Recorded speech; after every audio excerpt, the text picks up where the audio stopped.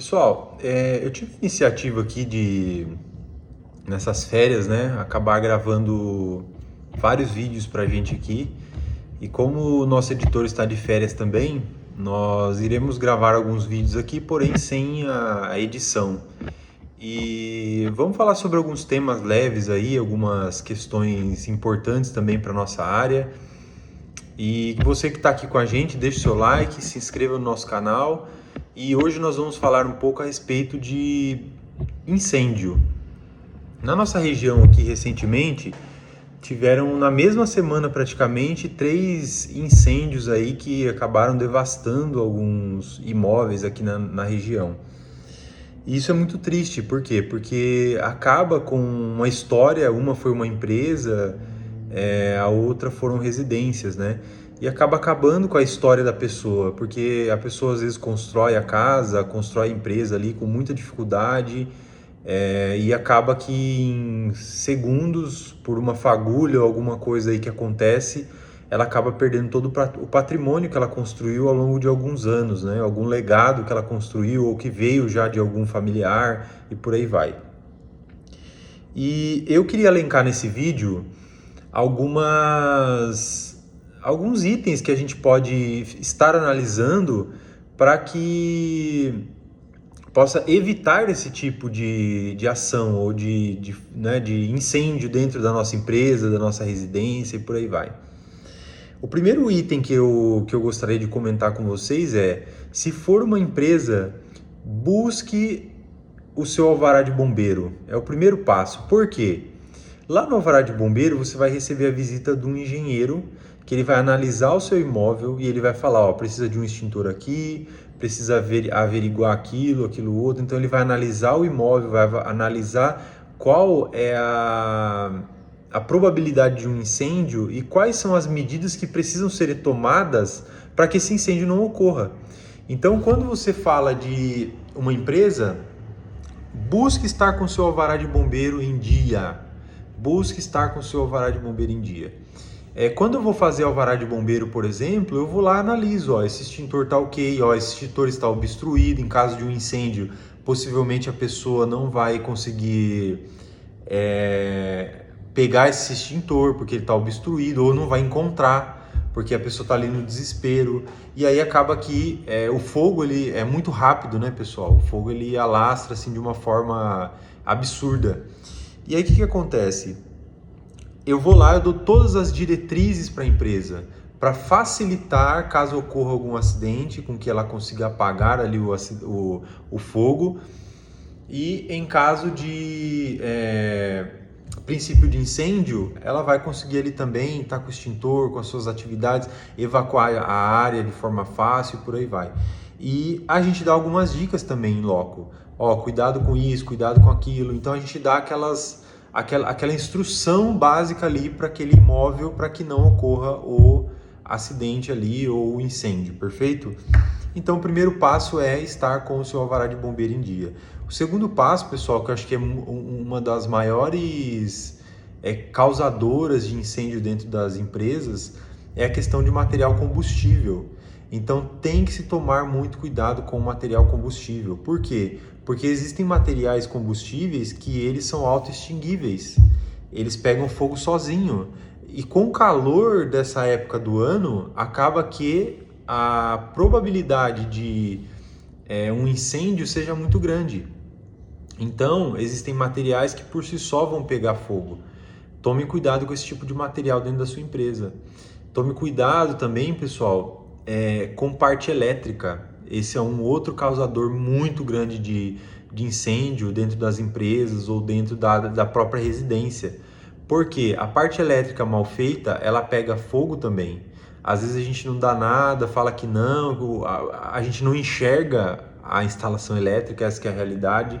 Então pode ser que o incêndio venha através da parte elétrica da residência ou venha através da parte elétrica da indústria, da empresa, uma faísca, uma fagulha que acaba caindo ali e acaba gerando esse incêndio.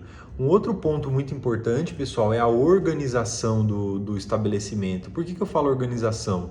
Porque se você não tem organização, está tudo ali espalhado, dê um princípio de incêndio e começa a pegar fogo, ele pega fogo em tudo. E muitas vezes quando você consegue, tem um setor ali dividido, você consegue apagar o incêndio antes de propagar para outras máquinas, para outros locais, porque alguém vai ver e vai conseguir apagar. Agora, muitas vezes está tudo ali amontoado, tudo muito apertado, e aí o que acontece? O fogo ele se alastra de forma mais fácil. Então, infelizmente, tem lugares que não conseguem resolver esse problema, porque está apertado de fato, né? Uma questão de logística mesmo. Mas, se você tem espaço, procure manter tudo no seu devido lugar, tudo organizado, para que não haja propagação do fogo ali no momento de um incêndio.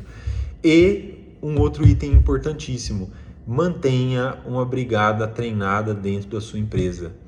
Uma brigada bem treinada, ela faz com que aquele incêndio não se propague. Quando você tem uma brigada bem treinada, se acontece alguma emergência, ela sabe o que fazer. Eu lembro que teve uma história numa empresa que eu trabalhei, que tinha uma moça que ela era da brigada, e eu não sei quanto tempo ela já estava na brigada, mas aconteceu um princípio de incêndio lá. E aí ela começou a gritar no meio da fábrica: chama os brigadistas, chama os brigadistas. Aí disse que teve uma pessoa que falou para ela: mas você é brigadista? Aí ela: ah, é mesmo? Então, tipo assim, a pessoa estava totalmente despreparada para aquela demanda, para aquela necessidade ali no momento. Aí eu não sei se de fato, quando ela caísse de que ela era brigadista, ela conseguiu desenvolver o trabalho dela bem feito, que faz muito tempo isso daí. Mas, enfim, a gente tem que ter uma brigada muito bem treinada. Então, leve a sério o treinamento de brigada da sua empresa, porque isso pode salvar o seu patrimônio. Isso pode salvar vidas, porque existem pessoas que são queimadas, infelizmente, dentro de empresa. Pessoal, outro ponto importante: se a sua empresa lida com material inflamável, siga todos os critérios para que não ocorra um incêndio ou uma explosão. É um negócio bem mais complexo a gente citar alguns exemplos, pode ser até um tema para um outro vídeo, mas existem critérios para manipulação de líquidos inflamáveis. Então tome cuidado com os líquidos inflamáveis dentro da sua empresa, caso você tenha. Tome cuidado com o botijão de gás dentro da sua residência. Pessoal, é um perigo esses botijões de gás que ficam dentro da casa.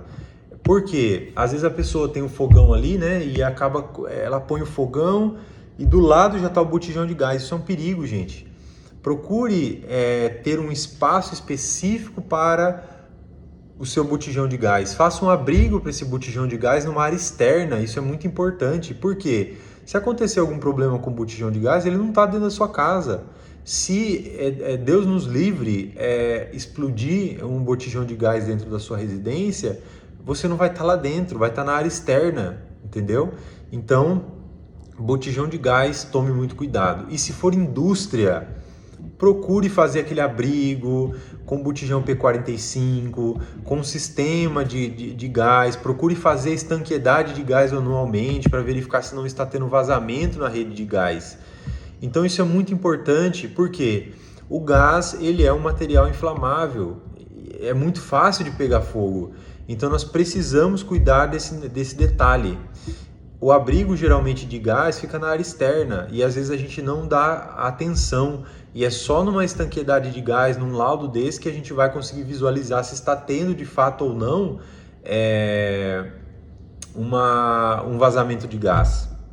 Porque às vezes a pessoa nem percebe, porque está na área externa, e aí uma simples fagulha pode gerar ali um princípio de incêndio. Pessoal, eu acho que assim, do que veio à minha mente até então, é isso daí. Se vocês tiverem mais itens, que com certeza existem muito mais itens, deixa aí nos comentários, dê sua dica, fale um pouco aí a respeito disso daí. O que vocês acham? Se vocês têm alguma história para contar pra gente, conta pra gente aí que a gente vai falar nos próximos vídeos, perfeito? Vou fazer um vídeo falando a respeito de histórias que as pessoas contaram aqui através desse vídeo ou de qualquer outro vídeo do nosso canal, tá bom? Então, se você chegou até aqui, eu peço para que você deixe seu like, considere nos seguir, pessoal. Vamos chegar aí a 3.000 inscritos aí nesse finalzinho de ano. Então nos ajude a chegar a 3 mil inscritos. Nós estamos com 3.200 e alguma, ou 2.200 e alguma coisa. Nos ajude a chegar aos 3 mil inscritos no nosso canal. Perfeito? Um grande abraço e vamos prevenir. Um grande abraço. Até mais. Tchau, tchau.